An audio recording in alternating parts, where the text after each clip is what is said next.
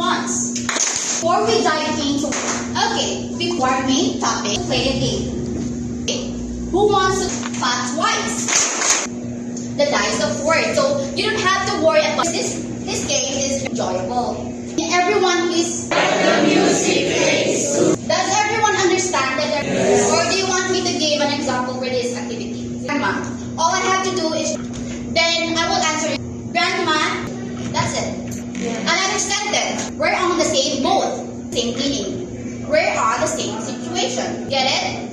Yes. We're on the same sentence, but it has a different meaning.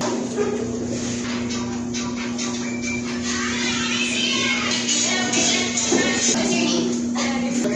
I don't know if this word or there we got the yes. So let's give that. Very simple and very fit in the sentence without anything because